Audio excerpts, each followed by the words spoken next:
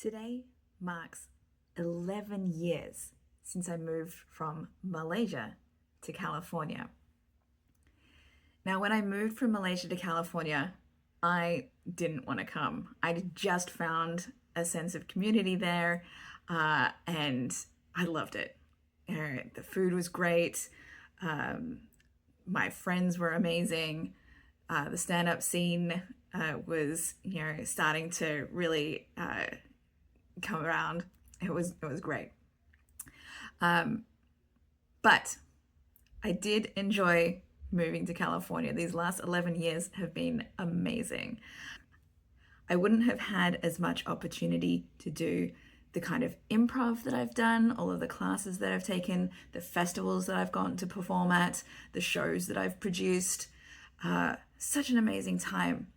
I've also had so many opportunities to see famous stand-up comedians that I wouldn't have otherwise had the opportunity to see, bands and singers that I love, that sort of thing. I was like, wow, this is amazing. I've had a great time in the last 11 years in California.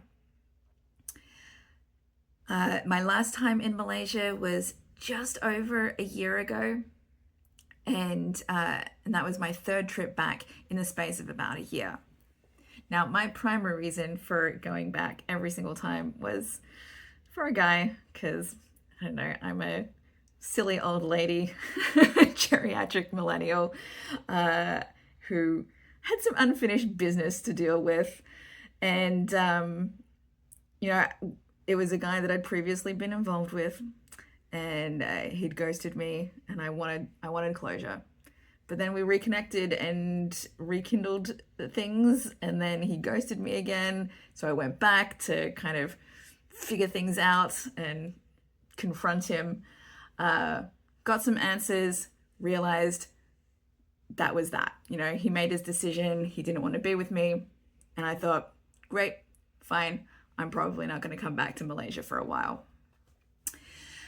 And at that point, I thought, I was probably going to stay in California for the foreseeable future. I love it here. My kids love it here. It just feels like home. But then I lost my job back in August. And then the election happened, and that didn't go the way that I wanted it to. And ever since the inauguration, things have felt like they've been slowly getting worse and worse. And I look at things and I'm like,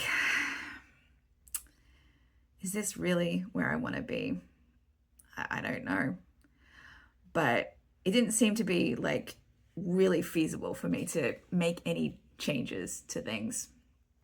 But in early February, when my ex-husband just casually suggested that I sell my house, things were awkward for me because I was still unemployed, and I still am right now. That's when I started getting some more deep thinking about what it is that I want and where I want to be. And I realized that regardless of what things happened with that guy in Malaysia, every single time I went back, it felt like I was coming home. All of my friends welcomed me home rather than for a visit. That's what it felt like every single time.